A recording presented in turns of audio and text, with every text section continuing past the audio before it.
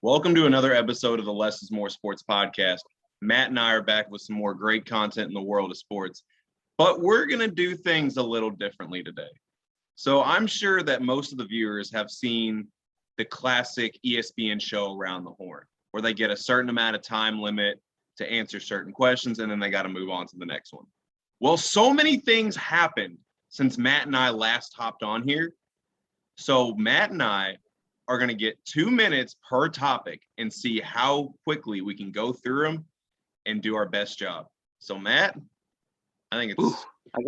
I have a timer, folks. So this is gonna be something else. So, You ready to get started? Let's do this. Do you want to do a little movie breakdown real quick first, just to kind of catch our breath and get our mind flowing?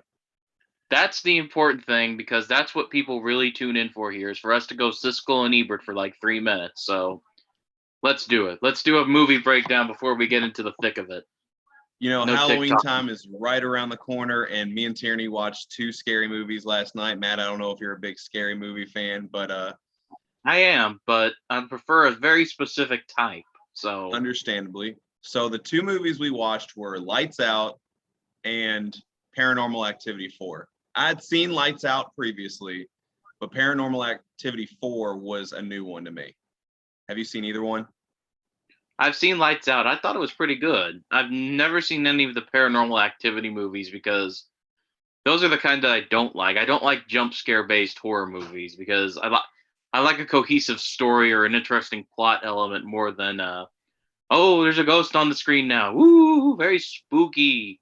I don't think that's good writing. I'm sorry. I like good writing. I can't help it. If you have to like every 2 seconds on like, oh no, it's a cat or is it a ghost? You don't know. Now you're scared. Then you might as well just write things for haunted house attractions at Halloween. I'm sorry. That's where you go to have that done to you. I don't go to the movies to have somebody jump out on the screen and go, boo. I want a good movie that makes me think about stuff. And I know I'm weird in that regard, but that's why I don't like Paranormal Activity. But I thought Lights Out was pretty good.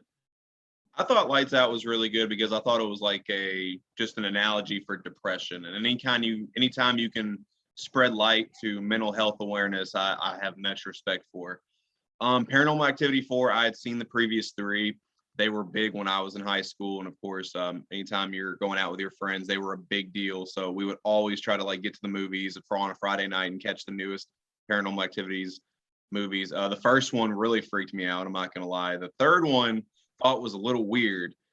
The second one, I'll never forget. Shout out to my friend Amber Lohman if you're watching this, but I'll never forget half of her reactions during the second one in the theaters. Like every 5 seconds, she's like, "Oh my god!" Like totally freaking out because that was the one where you see like the ghost like dragging the baby, and of course every woman's instinct, like seeing it affect a kid, it's like just triggers so many things going off. But that ghost is getting pepper sprayed. Damn it.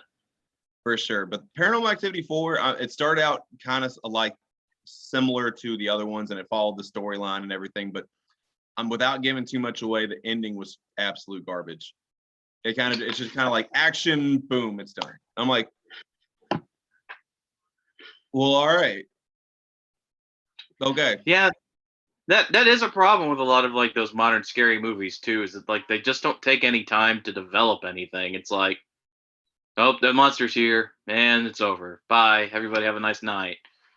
So it's just, you got to get a little bit of more of that kind of cosmic horror thing going, where it's like the universe is cold and uncaring and also very scary. So I like movies that do that when they're trying to scare me because, in a way, isn't that the scariest thing of all?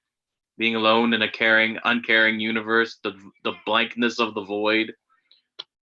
What a great sports podcast this is. We're talking about Lovecraftian horror in the void of space.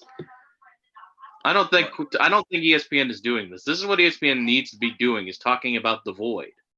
How all sports are meaningless in the long run and do not affect the decisions that we encounter every day. And how the universe is vast and uncaring towards the outcome of a 66-yard field goal. Because in the grand scheme of things, is it not just a drop in the cosmic pool? And I think that's very ironic how you opened up with a 66-yard field goal, because that is what the first topic of today's podcast is. So, Matt, go ahead and set the timer. We're on the clock in 3, 2, 1, on the clock. All right, so Justin Tucker hit the 66-yard field goal to defeat the Detroit Lions in Sunday's matchup with the Ravens and the Lions.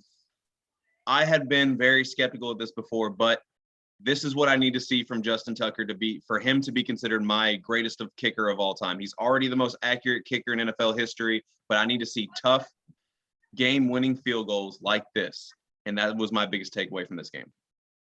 My biggest takeaway is that the Ravens are a few fluke plays away from being 0-3, and that's a big problem. You take away the Clyde Edwards-Helaire fumble last week, and Patrick Mahomes drives down the field and scores. You take away a 66-yard NFL record field goal, and we're talking about Dan Campbell gnawing the ankles off his opponents. Hollywood Brown had some big drops. The running game is getting better, but we got to develop that a little bit better. The Ravens are very lucky right now, in the spirit of Edgar Allan Poe, that they are not being talked about as an underwhelming team right now, because a few trick plays away, they could be 0-3. And that's a big takeaway for me. We actually have 50 seconds. All right, well, so wrap up some points, though. I know the Lamar stands are going to come at my neck if I don't, but I also want to give Lamar major props for that 4th and 19 conversion. And then that was impressive. All right, let's go ahead and stop. We're going at a record speed here. You know, we don't even need 2 minutes. Look at us. We're balling, bro. We're very fast. All right, what's our next topic? Let's go. Our next topic is Clemson, now loser of two games. What now? So my takeaway from this is, look, guys, I told you so. Clemson is not going back to the college football playoff. I didn't think they had a chance after the loss to Georgia. Now they are definitely out of the college football playoff, because when a weak ACC conference, there is no chance in hell that you are getting to the college football playoff. Clemson, they still have a lot of work to do with that offensive line. DJ still needs to develop as a quarterback, but I do think they have something special in that running back, Will Shipley. I was very high on him when he committed, and I'm still high on him now. But I do think that the Clemson Tigers will just need to finish this year strong, and they will rebound for next season. That's my big takeaway, too, is that the ACC is a complete non-factor in the college football playoff this year, because regardless of who wins the conference, none of them are good enough to be in the discussion. Even if Clemson does rebound and win 70-10 against Pittsburgh in the title game, there's no way they're going to make the playoffs with their inconsistent quarterback play. And among other things, even though their defense is great, they just can't score points. That's the bottom line. Secondly, props to NC State. We've talked about this rivalry between the coaches for a long time. They finally got theirs. And my last takeaway is Clemson. When the other team is storming the field, you might want to get off instead of letting your players fight fans. That's not a fair fight. I would not want to go against Justin Ross on a football field. Pads or no pads. Or Brian Brzee. Yeah. No, not doing that. Pads or no pads. All right, we got 30 seconds. You got any last second shots for the Clemson Tigers so we can say good riddance to them? Who wins in a fight, Brian Brzee or Bean? Definitely Bean. Bean? Yeah, Bean wins all matchups.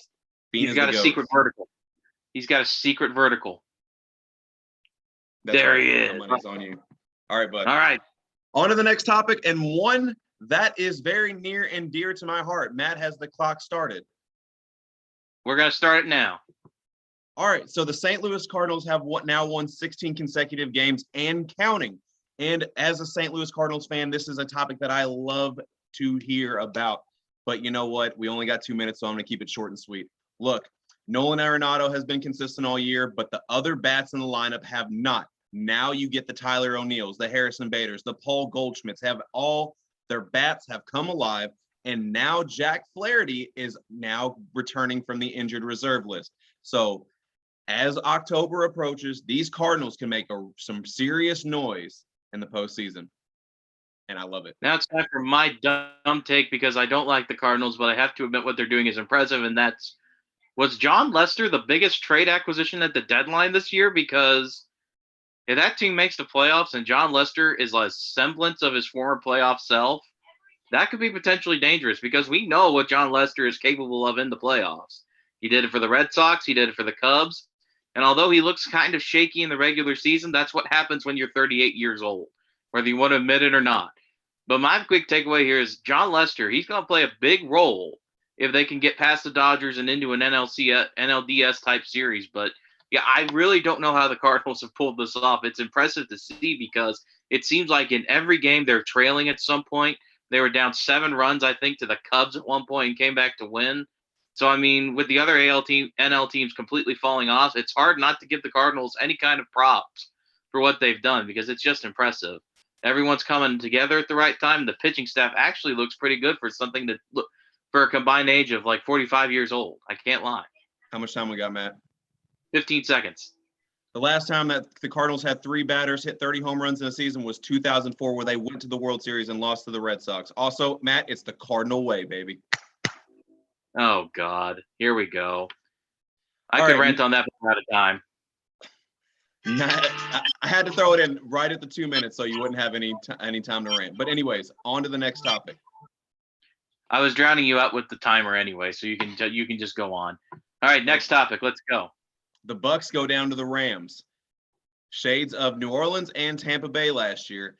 Yes and no, because I still think the Buccaneers are going to be the favorites coming out of the NFC. I mean, they're the reigning Super Bowl champs. They're the favorites by default anyway, but anytime you have Tom Brady and a loaded team like the Buccaneers, this is nothing to be concerned about. But I think this speaks more volumes for the Rams than anything else because, look, Matt Stafford and Sean McVay have been a match made in heaven, and that is all I have to say about that. You know, I could talk about how great the Rams offense looked and how amazing their near perfect game was conducted by the Los Angeles Rams in this game. And I could talk about Tom Brady looking still stellar, even though he's getting sacked every 5 minutes with the poise, or the Rob Gronkowski injury that kind of derailed the Buccaneers' drives. But I'm going to tell you who the real winners of yesterday's game were.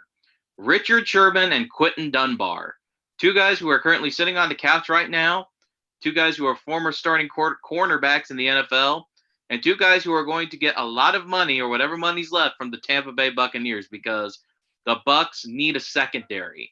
Even if they're not all pros and Pro Bowlers anymore, they just need a warm body out there who can stop the passes, stop the bleeding, and at least try to contain Cooper Kupp or try to contain whoever they're playing because that's not going to cut it.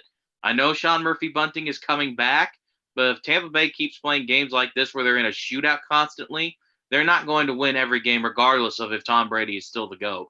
So Richard Sherman, Quentin Dunbar, get $6 million to go and just stand there on the field for Tampa Bay because they need some secondary guys. We got 15 seconds, so. We got 15 seconds left. That's pretty much all I got for it, so. All right. Next topic, let's go. The Big 12, Texas scores 70. Baylor bests Iowa. Rattler booed. Who is the favorite? Look, at the end of the day, it's still Oklahoma. If you actually go back in the Lincoln Riley era, they have been notorious for starting slow, and then they always pick it up towards the end of the season. This is no different. Rattler is still a special quarterback. Lincoln Riley is a great offensive mind. As much as I like from what I've been seeing from my horns, granted, it's against Rice and Texas Tech.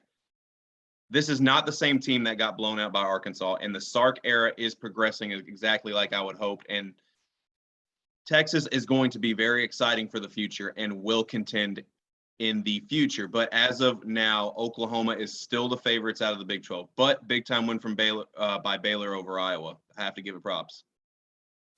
My big takeaway is actually about your Longhorns because scoring 70 points in a conference game in college football is no easy feat. I don't care if you're playing like the worst team in your conference. That's still a conference opponent. That's still a division of Power 5 school you're going up against. And Bijan Robinson looked like the second coming of Earl Campbell out there.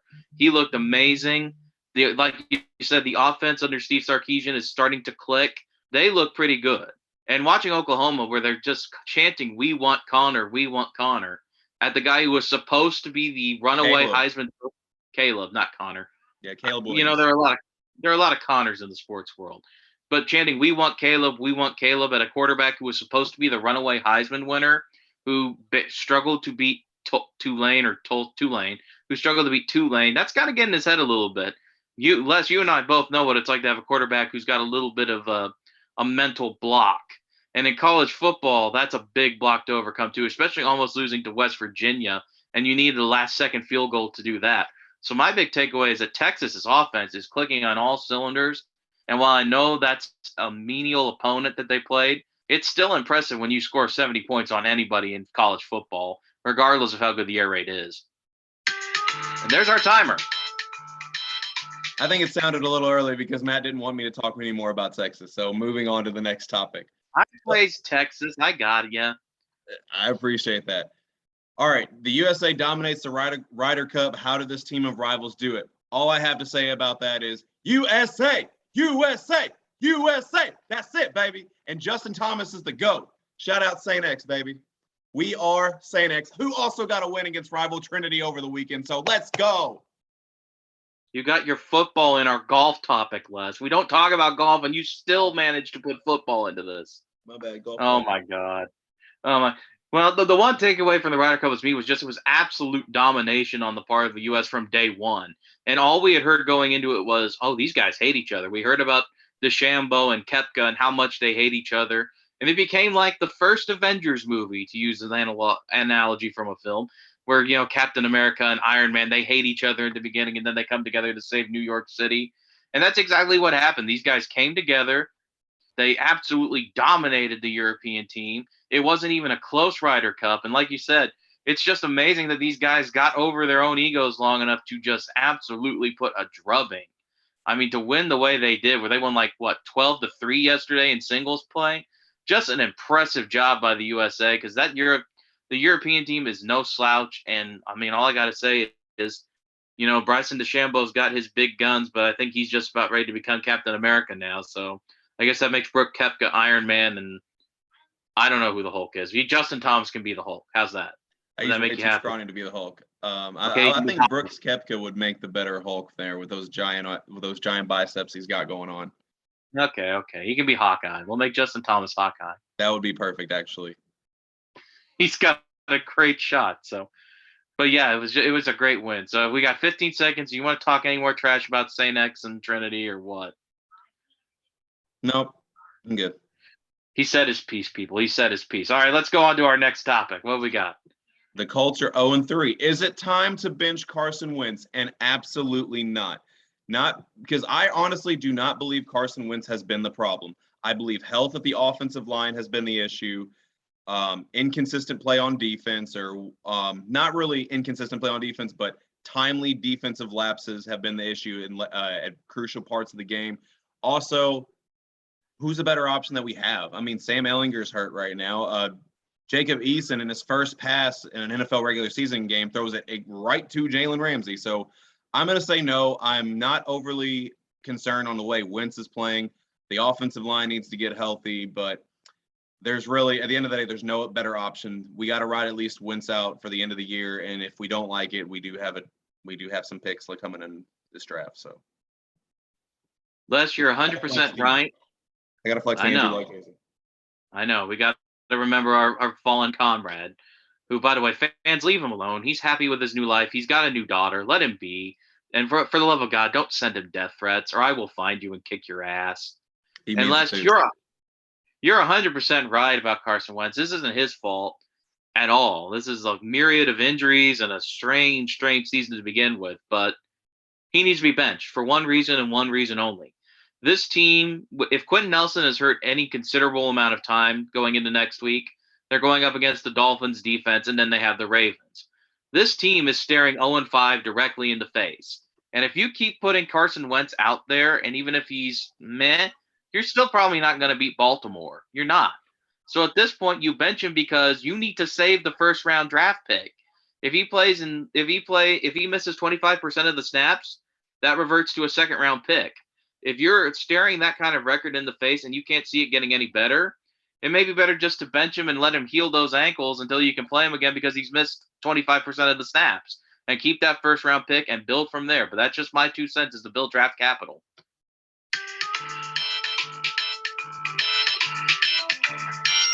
I love this thing. It's a nice little tune to it.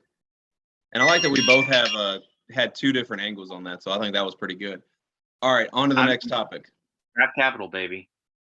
Ohio State zips up the Akron Zips. Love the little catchy phrase right there. Is there any QB controversy in Columbus? There absolutely is. Because, look, I have been high on C.J. Stroud since he was in high school, and I watched him win the Elite 11 MVP. However, early in the season, as pointed out by a good friend of mine, Jacob Kluges, who is a big Ohio State fan.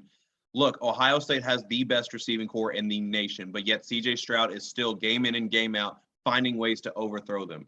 One thing that Kyle McCord is, he's not the athlete that C.J. Stroud is, but he is 100% more accurate. So that being said, he is a better fit for this Ryan Day system, and I think it is time for the Kyle McCord era in Columbus to begin. Les, I agree with you 100%, but I have another takeaway from this game that I haven't seen many people talk about. And that's what is going on at Ohio State, because this week alone, they have dismissed two relatively important defensive guys, it would seem. Of course, this weekend, the linebacker Pope walked out during the middle of the game, threw his jersey and gloves into the stands, and later tweeted out, F Ohio State, and has since been dismissed from the team. They've had another linebacker enter the transfer portal. So my question is, although the program seems to be kicking on all cylinders right now, is there a culture issue at Ohio State, and will this quarterback controversy only feed into that?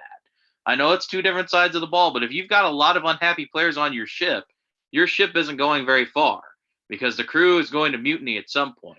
So I'm curious to see whether or not, this should have been a get-right game, and it was because they won, 63-7? But in a way, they won by a lot. And there were still a lot of moments in that game where it's like, is C.J. Stroud happy? Why is this guy throwing his jersey into the stands after being waved out? So my big question is, where does Ohio State go from here? Especially now that the Big Ten looks even better after another week and even tougher and deeper. So I'm curious to see where the Buckeye program goes from here.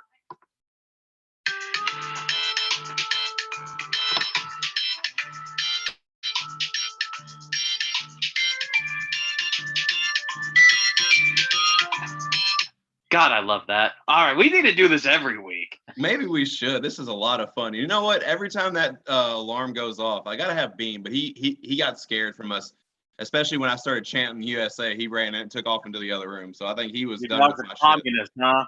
I'm gonna have to get Kurt Russell to come to your house and give him the speech, huh? No, I think I'm going to avoid that. But anyways, on to the next topic. Red Sox seem to be on a collision course with the Yankees in the wild card. What does that mean for baseball? Look, I am a big fan of the game, and I am a big fan of what rivalries mean to the game. And anytime you have the most heated rivalry in baseball competing for the final wild card spot, that is the type of narrative that fans get into. So this is great for baseball. This is going to get a lot of people to tune in two big markets. And I'm excited for the finish. But you know what? Neither one is playing as good as my Cardinals, though, baby. It's the Cardinal way. I knew including two baseball topics on this show was going to be a disaster, and so far it is. And I'm actually going to take the opposite viewpoint because I hate fun. I really do. And I'm just imagining the network salivating at this Red Sox-Yankees game for the umpteenth year, for the 19th billion game of Giancarlo Stanton and J.D. Martinez hitting baseballs out of the park. And as a small market baseball team fan, I'm quite frankly sick of it. I just want the Toronto Blue Jays to shock the world and win 9 straight games, steal that wild card spot, and make everybody feel silly that we give so much praise to the Red Sox and the Yankees. Because here's the thing, Les. We love the Red Sox. We love the Yankees. Who won the division? The Tampa Bay Rays. And no one is talking about the Tampa Bay Rays, and they deserve it. So that's my big takeaway here is that I am so sick of the AL East baseball conundrum where it's there's only 2 teams in the AL. The White Sox look fantastic. The Rays are fantastic. The Astros have gotten over their cheating thing and proven that they're anything but a fluke. And it's even cool. I even want to root for the Astros now because of Dusty Baker. But that's neither here nor there because of the Cardinal way, I guess. But that's right. That's my big takeaway. I'm just tired of this AL East lust that ESPN has forced upon us for all these years. Hit it.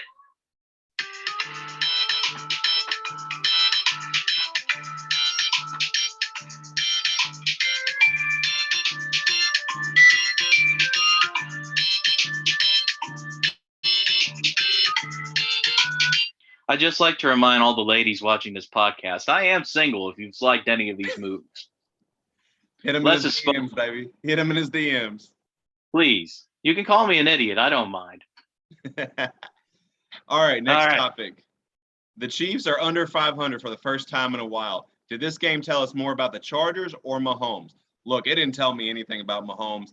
I think Mahomes is having the Larry Bird effect or the Golden State Warriors effect. When you're so good, sometimes you get bored. So you tend to play games a lot closer than what you mean. So I think the Chiefs have just gotten in trouble with playing games a lot closer than what they had, a lot closer than what they're supposed to be doing, really. So now that they've lost 2 consecutive, I think the Chiefs are going to start to come alive. But however, the Chargers are legit.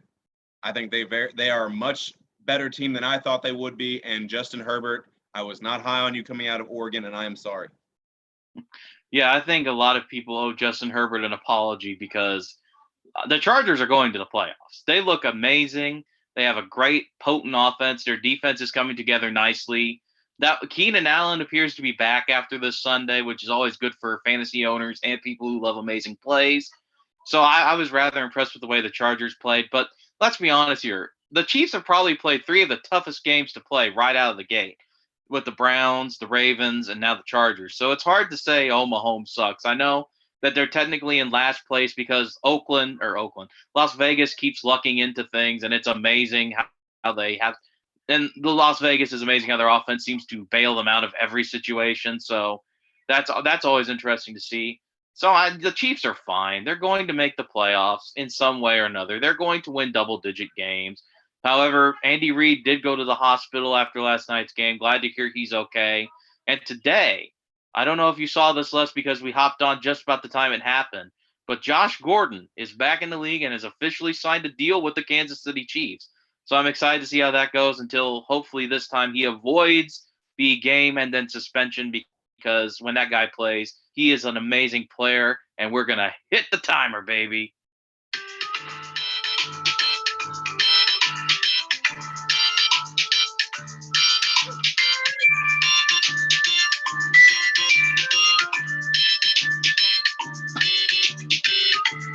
Teach me how to Dougie. Teach me how to Dougie. This man hit me with the teach me how to Dougie. Oh my gosh, I've not heard that since high school. All right, You're welcome. my composure. On to the next topic. Minnesota loses to Bowling Green. Is the boat ship wrecked?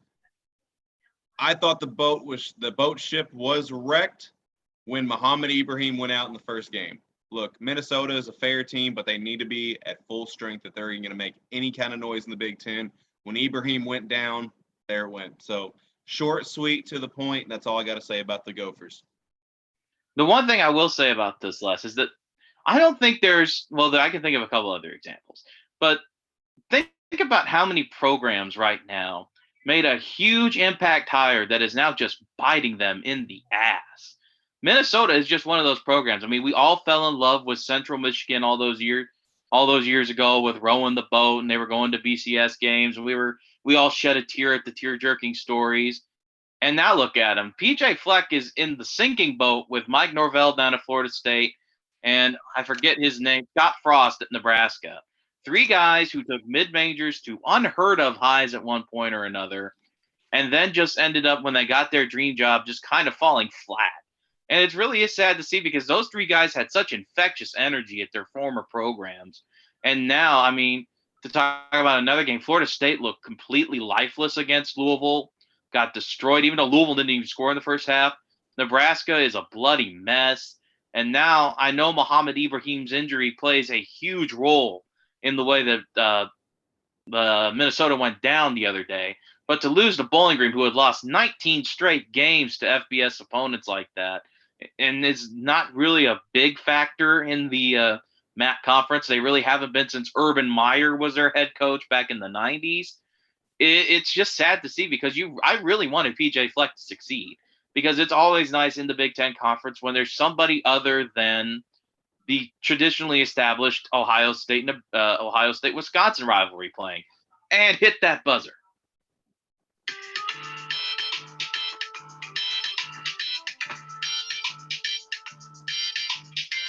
John. Wall. To do the John Wall dance. Wall. Yeah, I ain't gonna do it now. I'm not gonna do it sitting down. It's gonna make me look dumb. All right. All right. And on for the final topic of the 2-minute drill, and we'll lead into our top 5. Matt, hit the timer. Ben Simmons told his teammates to get lost. What is his future? Well, his future is not in Philadelphia. And Matt, we've said this on this show before. You can look at the names on paper and think that a team is really good. But what often goes under the radar is overall fit. How do these players' games fit with each other? And I have said for years that Ben Simmons and Joel Embiid are both really good players, but their games do not mix at all. Simmons likes to push the tempo, Embiid likes to play in the half court. And the Sixers have proven that they are wanting to build behind Embiid. So that means that is time for Simmons to take his talents elsewhere so he could thrive. My one big takeaway from this is that with that last move of not even wanting to see his teammates, the 76ers have lost all their leverage. It's very clear that Ben Simmons doesn't want to be there. It's very clear he doesn't want to talk or even see his teammates. He's having a very bad breakup right now. It's not you, Joel, it's me. And they need to, and the 76ers organization is going to lose all of their leverage because at some point you have to just dump him for whatever deal you can get. And they know that they're not going to get a very good deal because he's made it very clear that if you don't trade me, I'm going to sit. It's just like the Deshaun Watson situation. But unlike Deshaun Watson, there are many point guards in this league, and you don't have to sit on your hands like the Houston Texans are doing for Deshaun Watson. You have lost all your leverage. Teams can wait it out until the middle of the season, and now you're stuck with a point guard who the fans are rather distrustful of to begin with, who is now gone to having his jersey being burned. You are stuck with a roster that has some movable parts, but also a lot of inexplicably big contracts. You are in cap hell right now. There is no other way to put it because you can't bribe a team or lie to a team to get a pick. You got to get Ben Simmons. Timer.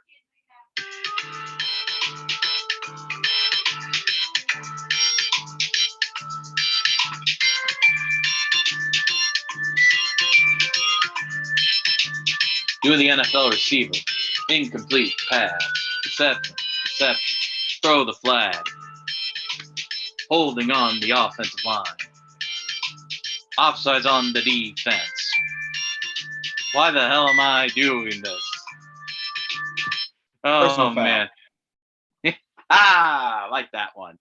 So we've talked about the 76ers losing all leverage in this deal, but should they move Benjamin Simmons? Where is he going? Our top 5 destinations, starting with one Mr. Les Abbott.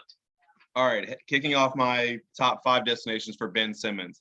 Number 5, I have the Washington Wizards. Look, there's been a narrative around the Wizards this year that this is the destination ground for players that are no longer, quote unquote, wanted in this NBA social media world. The Kyle Kuzmas, the Montrezl Harrells, the Spencer Dinwiddie's, et cetera, et cetera. They're still lacking a true point guard because Dinwiddie comes off the bench. So I think you plug Simmons in next to Brad Beal and Kyle Kuzma and can throw lobs to Montrezl Harrell. That actually might be a low-key fun team to watch. I don't know how far they'll get in the playoffs, but it'll be a fun team to watch. So my number 5 is the Washington Wizards. Number 4, I have the Sacramento Kings. I think this is more of a humbling move for Simmons and for that the 76ers would want to teach him a lesson because historically, the Kings in recent years have been where talented players go to die outside of De'Aaron Fox, the Marvin Bagleys of the world, the Buddy Hield who needs to get out of there. This is where this is going to be. Do what? Free Buddy Hield is what I'm agreeing on. Free Buddy Hield, absolutely. He should be a Laker by now. He absolutely should be a Laker. And he'd be a great fit for the Lakers, but we're not doing his top 5 trade destinations. But anyways, I think this would be a humbling move by the Sixers to send Ben Simmons to the Sacramento Kings, let him get a bunch of big empty stat games, and then see how he wants, and then see where he's at in the world. See if he regrets wanting out of Philly. Number 3 is a little bit of an interesting pick, but it might work. I have Ben Simmons could really fit in well with the Denver Nuggets. And I know what you're thinking. I know what you're thinking. He's going to leave. You said that he didn't work well with one top NBA center. Why send him to a team with another? Well, that is because the Denver Nuggets play a lot faster pace than the 76ers. And Nikola Jokic serving him dimes with the fast break could be a sight to see. But that would be – but that he would also fit the mold of the Nuggets overall roster look. Look, it's a team full of unicorns, Matt. You wouldn't have him playing the point guard role. That's Jamal Murray. But you could have him playing at that hybrid 4 spot, playing next to Michael Porter Jr. and Nikola Jokic, and just having a bunch of guys that can just handle the ball, pass, and score. And with Ben, and then you add Ben Simmons, you bring in a guy who can pass and get to the rim and play defense, something that they have missed in these last several years. So I can see the Denver Nuggets as a destination for Ben Simmons. My number 2, I have the Golden State Warriors, which has been a very heavily trade talk in recent years. But look, I understand, like the Nuggets, he's not going to be playing point guard. You're going to have to move him to that hybrid 3 or 4 next to Draymond, who is probably more than likely going to play the 4, so put Simmons at the 3. And then you have Klay Thompson will be back next season. And, of course, you got the best shooter in NBA history. You got plenty of spacing. You have a good passer at the 4 spot. And another guy, and then you add Simmons, that's another guy that can pass. So that's with Simmons' defensive ability, that's only going to make the Warriors defense even stronger. So now you have a 3-and-D team that can also get to the rim now with Ben Simmons. And number 1, and this has been a debate I have gotten on social media on and debated very strongly in recent weeks. And that is trade Kyrie Irving to the Philadelphia 76ers and for Ben Simmons. Look, you got Harden, you got Durant, you got Joe Harris on the wing. You don't need another scorer. Bring in a guy like Ben Simmons who can distribute the rock, get to the rim with all that spacing, and do the one thing that the Nets desperately need, and that is play defense. So my number 1 trade destination that I want to see Ben Simmons go is the Brooklyn Nets. And if that happens, you can guarantee that the Lakers and Nets will be in the NBA Finals next season. I said what I said. Ooh, he's putting money on it now. That would be an intriguing trade just to see if Kyrie Irving would go to Philadelphia.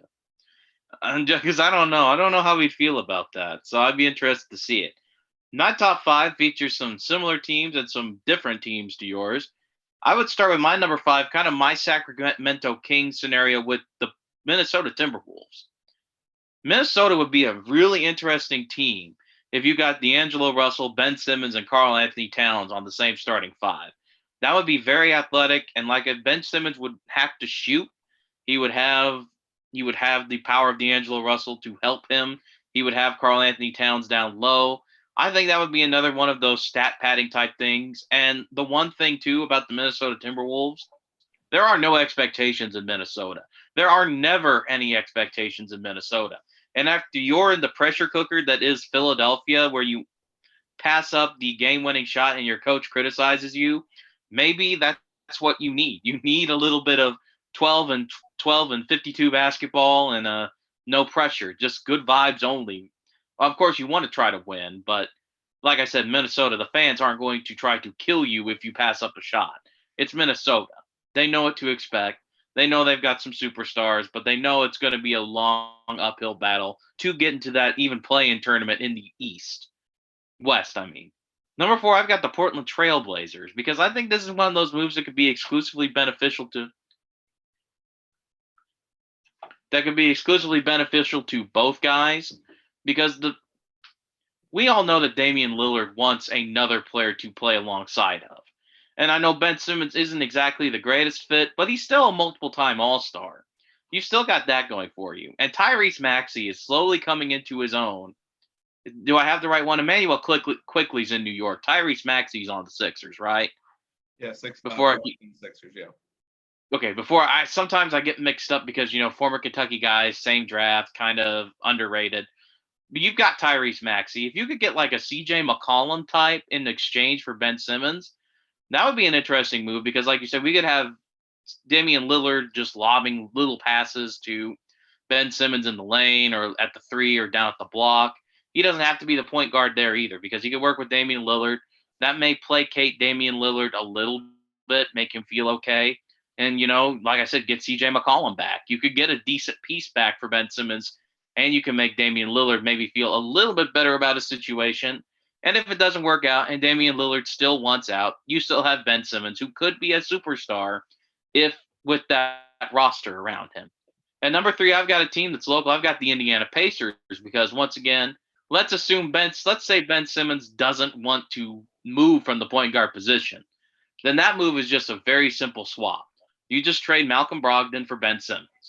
And the Pacers might be willing to make that move. We saw Malcolm Brogdon played well, but he didn't play at the level a lot of people thought he would. But, COVID season, so it's really hard to tell. But that would just be a pretty straightforward point guard for point guard type trade. You give him some bonus down low. You give him hopefully a healthy TJ Warren. You give him a couple other pieces, and that could be another rejuvenating thing for Ben Simmons if he still wants to play point guard, because he could play alongside some decent players. And like I said, it's a move that the Philadelphia 76ers might make because Malcolm Brogdon's not a bad point guard, and you still have Tyrese Maxey. Number 2, I've got a team we talked about before, the Washington Wizards, for the exact same reason you mentioned. Let's say Bradley Beal decides out of nowhere he wants out. You try like hell to get Bradley Beal in a deal back if you're sending Ben Simmons. You beg, you plead. There's no guarantee you're going to get it, but if you got Bradley Beal, then that team could make the finals if they got Bradley Beal. And you get Ben Simmons out there, like you said, with a team that's unusually deep for a team we think is pretty bad at every position, where you can just be like a Magic Johnson, with the power forwards and small forwards and centers they've got. That could be a really good destination. Even if you don't get Bradley Beal, you could still probably get a couple great pieces back for Ben Simmons. And number 1, I have the Golden State Warriors because I just want to see that lineup. If you can run out a lineup of Curry, Thompson, who's hopefully going to be healthy, Simmons, Green, and James Wiseman, that's a freakishly athletic lineup. That is a lineup that should at least put a little bit of pause to all of the Lakers are going to the finals talk, especially with their brigade of old men. The retirement home Lakers, if you will, as we're affectionately calling them on Twitter now. That should give them some pause because there's a lot of spacing and there's actually pretty good defense in that lineup. And the other thing that makes that move even more possible or plausible now is the whole Andrew Wiggins vaccination situation, which we're not going to get into the odds and ends of that. This isn't a political show. But if San Francisco won't let him play in their arena, maybe he just needs to go to Philly and play for them, and maybe you give them, and maybe the Warriors will give you a first-round draft pick or something more in return in case that becomes an issue. But that's where I'd really like to see that lineup and the freakish athleticism and defense that would come with it. So I would be rather impressed with the Golden State Warriors. That's why they're my number 1 pick. If Ben Simmons gets moves relatively soon, I would love to see him on the Golden State Warriors. Surprisingly enough, I thought we would agree on a lot more, but I think the only similar one we had was the Golden State Warriors, and for a lot of the same reasons that we mentioned. But the Portland one that you mentioned is very intriguing to me because I thought about that one, but then I was also wondering about how would he fit with them. Dean, what do you think? 1 lick means yes, 2 lick means no. He pulled me away, so I don't know what he thinks. Ben's he doesn't want to be on. He saw us dancing. He's unhappy with us. Well, he was unhappy when I started chanting USA. No, he's not doing. No, he's like, I'm tired of your shit. Now he's yelling. Why are you like? He's bored with the show. Come on, man. Gosh. If we can't even entertain my dog, how are we going to entertain viewers, man? I don't know. This show is cute. Oh my gosh, it's a hard knock life for a podcast host. But anyways, that wraps up the top 5. However, because we did a 2-minute drill, we do have the floor for one final topic that we believe was not talked about enough. Matt, do you want me to go or you go first? You go first. Hit me. So a topic that is not talked about enough is how strangely bad that a lot of NFL rookie quarterbacks are playing right now. Because I would have thought if we were going to see this level of struggle between NFL quarterbacks, it would have been last season, given the fact that we had no offseason. But this season, we had a full offseason. And this was supposedly a very deep quarterback class, but yet we have seen struggle after struggle. The fact that Mac Jones, one of the quarterbacks that I thought I had the biggest criticisms on, has arguably, I can't even get the words out, been the best quarterback so far. And that is amazing to me. And at the rate we're going, Jamar Chase could win Rookie of the Year. Now, how did we get to this point? Trevor Lawrence has struggled, but you know what? Given that he went to Jacksonville with the first overall pick and he's coming off shoulder surgery, we expected some struggle. I've overall liked his progressions throughout games that I've seen, and I'm hopeful that we will be seeing improvements in the near future. But still, 7 interceptions in 3 games is nothing to brag about. Zach Wilson has been just god awful. If Trevor Lawrence is looking bad, then Zach Wilson's looking like Ryan Leaf right now. Dude is, I mean, every time I look up, dude's either got 4 interceptions or fails to get a score in a game or something. I figured Jets fans would probably never hear this statement, but I'm guarantee you that they are missing Sam Darnold right now, watching him go 3-0 with the Panthers at this time. And then, of course, Trey Lance is still sitting behind Jimmy Garoppolo, and my prayers are out to Justin Fields for those 9 sacks that he took against the Cleveland Browns. 4.5 from that beast Myles Garrett himself alone. So my prayers are out to you. And the fun fact is that Matt Nagy still believes that there is a 3-man QB race in Chicago right now between Fields, Dalton, and Nick Foles. Somebody please slap this man straight, because we all know that Justin Fields is the guy, but they have to protect him better. So my overwhelming topic that we are not talking about enough right now is just how bad these NFL rookies in this loaded draft class have struggled so far this NFL season. My big topic that we didn't make it on today's show is who the Jaguars are going to play on Thursday night. And that is the Cincinnati Bengals are staring 3-1 in the face, baby. Out of nowhere, they beat the Minnesota Vikings. They come down to earth against the Bears in a way, but they were still in it at the end. And they come out and they finally send Ben Roethlisberger to the retirement home this weekend with a good defense performance and a 4-touchdown day from Joe Burrow. Now, I don't know if the Bengals are going to make the playoffs. They have a very tough schedule coming up after this game with the Jaguars. They're going to Green Bay, but they'll probably be 3-1 at that point. But what I am saying is that if your team is playing the Cincinnati Bengals and you're in a playoff race, that's Mr. Steal Your Home Field Advantage right there. The Bengals have come to play finally. Joe Burrow looks like a new man with a surgically repaired knee of iron right now. Jamar Chase, like you said, is a Rookie of the Year candidate.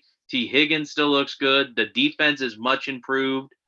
The Cincinnati Bengals are a legitimate football team. Now, like I said, playoffs, probably a bit of a stretch. But they're going to end up causing a lot of headaches to the teams, not only in the AFC North, but any team they encounter along the way, because that is a football team that looks like they are ready to take a step up. They may not, like I said, they may not even make 500, but they're going to win some games they should not win. They probably already did win a game they should not have won against Minnesota. They are a team that can make your team's life a living hell. And that's why I'm high on the Cincinnati Bengals right now, just like I'm high on this.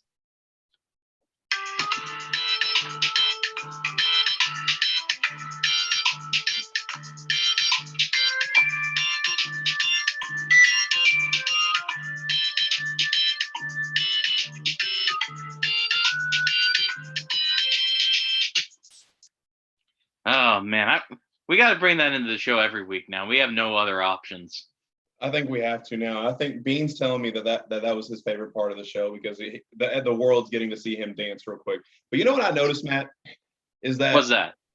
We show a lot of love to the city of Cincinnati on this podcast. Bean, get down. Not now, buddy. I'm predicting the Bearcats to make the college football playoff. You know, you're a Reds fan. You're high on the Bengals right now.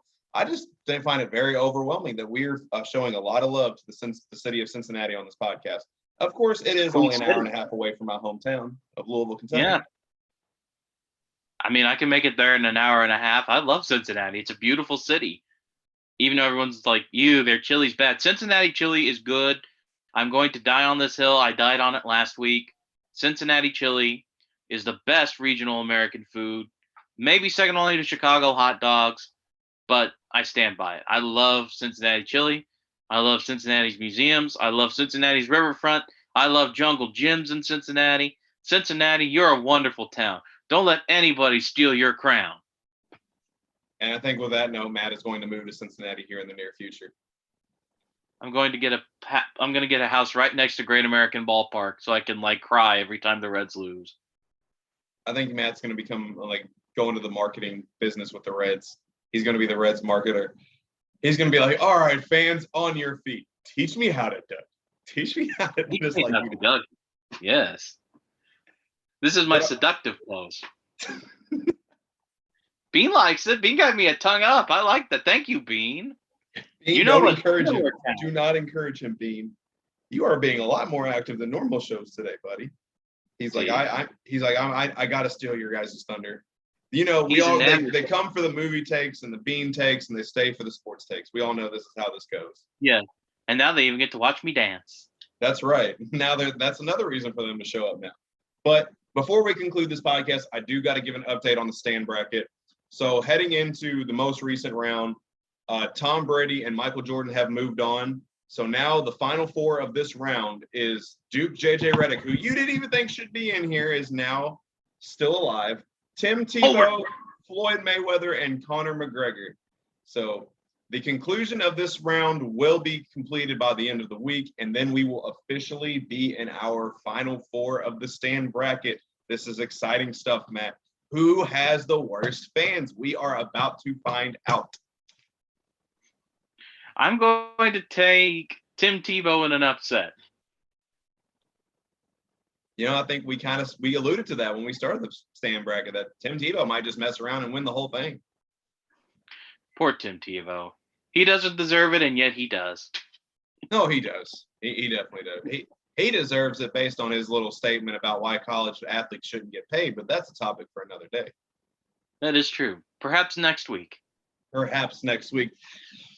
But as always, Matt and I have concluded this podcast. Be sure to like and subscribe to the Less is More Sports channel. Follow us on our social media platforms. And that is all the time we have for today. So we out. Goodbye.